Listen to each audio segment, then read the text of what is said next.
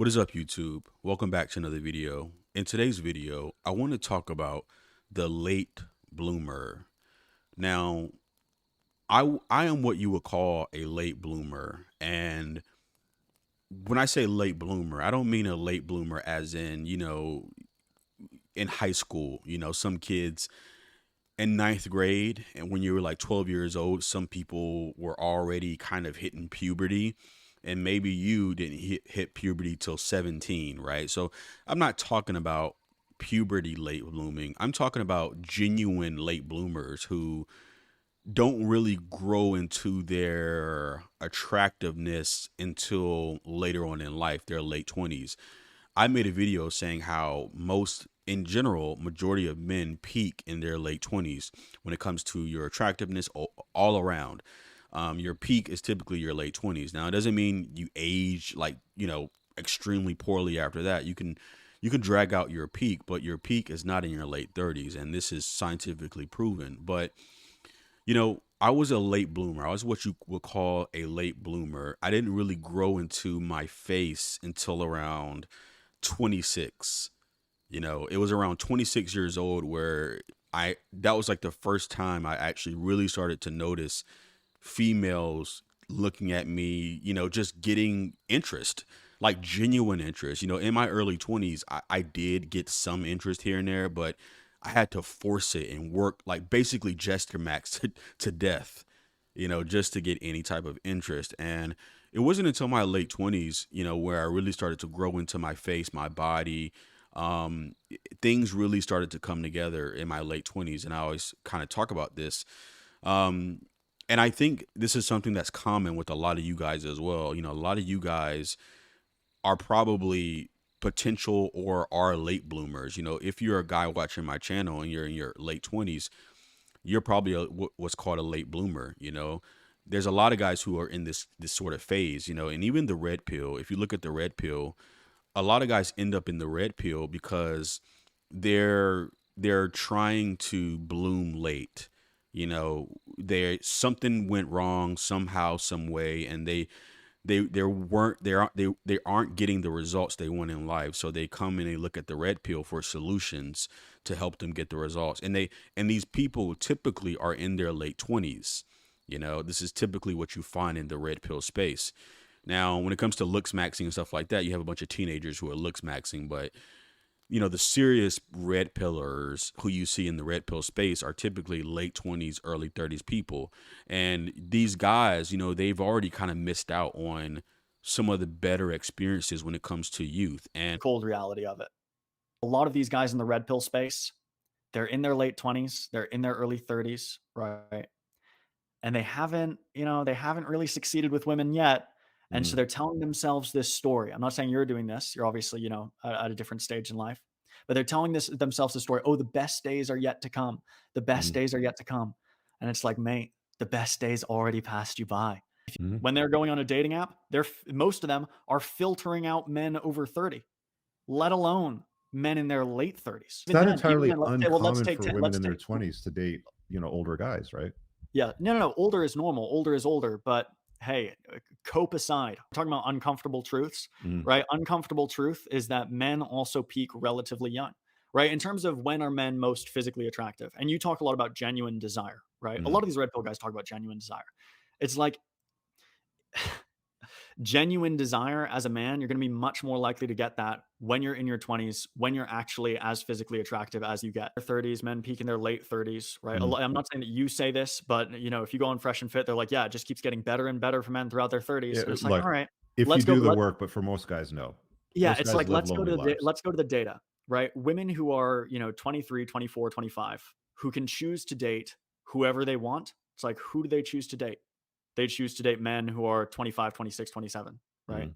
30 is pushing it. They'll do it. 30 is pushing it. Let's say And your brain, the thing about being a late bloomer is your brain doesn't change just because you late bloom physically. Your brain doesn't change. See, when you've been kind of mistreated, when you've went through a lot of adversity, when your childhood, your parents, when you've had a brutal experiences over the last freaking let's say 20 years, or let's say, 15 years since you were maybe 10 years old and now you're 25. Those experiences have molded and shaped your brain into what it is. And after the age of 25, it's damn near impossible to change your brain. So that's the thing. That's one of the things about being a late bloomer is that you can't just change. You can't just change into the person you want to be. It doesn't quite work that way. Even when I was like 28, I had became physically attractive, whatever. I had grown into my looks. I was looking better, getting more female attention, but mentally I still felt like the old person I used to be because that's who I was for most of my life. If you were unattractive or unwanted for most of your life, so far, and then something just, let's say someone took a magic wand and just made you into the ultimate Chad, you wouldn't actually be the ultimate Chad personality wise. You would still be that same person you used to be. And people will look at you and wonder, like, why aren't you super confident? Why aren't you super, because your experiences haven't shaped you that way. So this is the thing about looks, Maxine, too, about changing your appearance. It doesn't quite work the same way. Um, and that's one of the things about being a late bloomer. But being attractive is similar to wealth. People treat you well by default when you're attractive, and this is scientifically proven, by the way. I don't care what people say about, when people say, oh no, that's not true.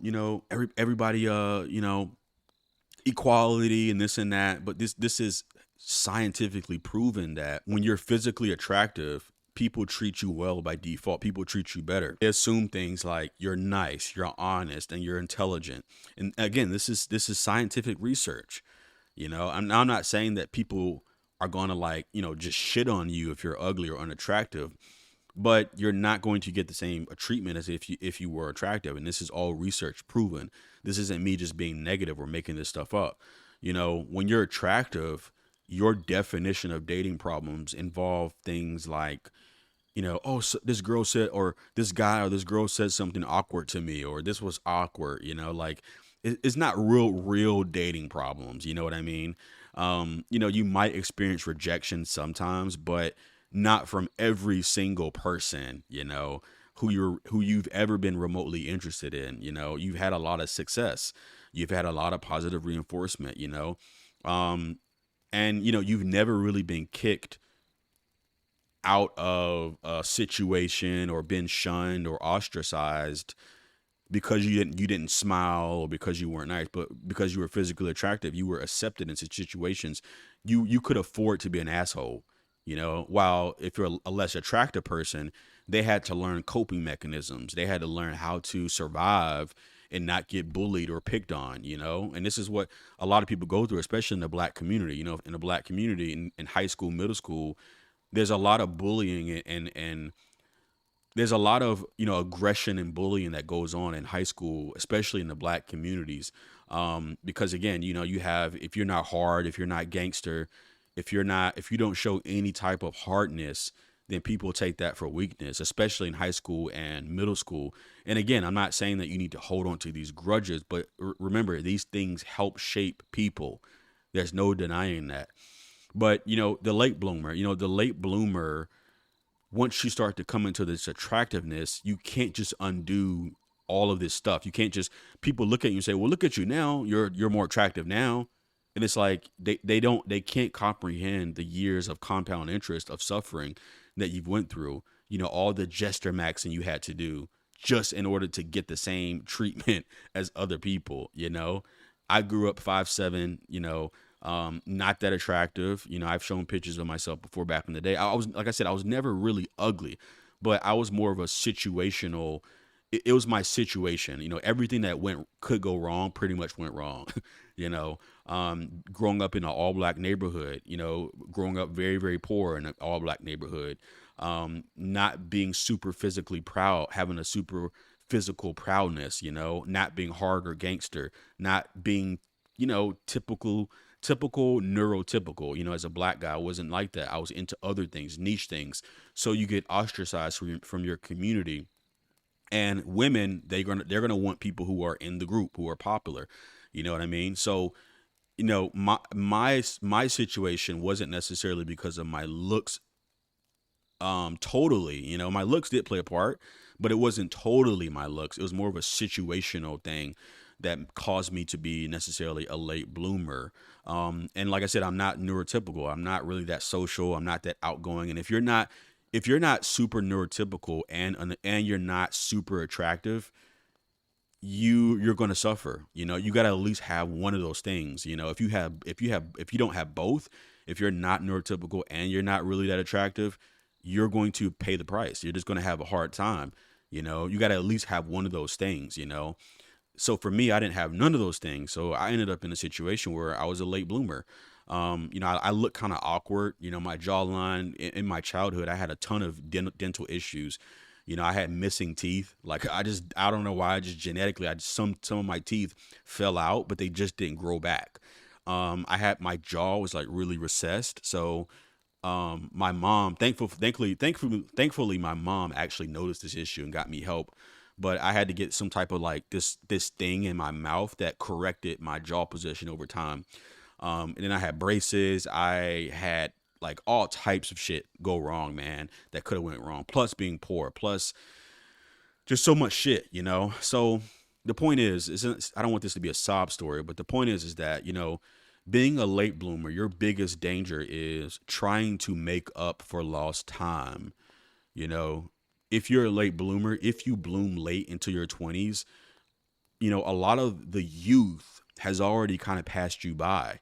You can't go back now and relive college. You can't take your looks and take your newfound proudness and now go back and get the youth you never had. You can't reverse the clock, you know, and that's the biggest danger of the late bloomer. The late bloomer is he's finally blooming in his late 20s, but everyone else is now moving on. People are in relationships. People are starting to get married. People are moving on further in life, while the late bloomer is like, well, shit, I'm just blooming now. And he assumes he can put life on pause. He assumes that the social cultural clock, his aging clock as well, stops because he's late bloomed. And it doesn't work that way. The late bloomer's biggest danger is staying a Peter Pan, is being a child inside of a man's body, because you didn't develop properly. And this happened to me as well. It took years of work to actually reverse some of this shit, you know. But you run the risk of being a Peter Pan. You run the risk of trying to stay a child forever because you didn't really get to enjoy your youth. So you're forever the guy trying to enjoy his youth mentally. Your mind is still stuck on the past. A lot of mental issues going on. But the late bloomer never really got to enjoy the spoils of youth.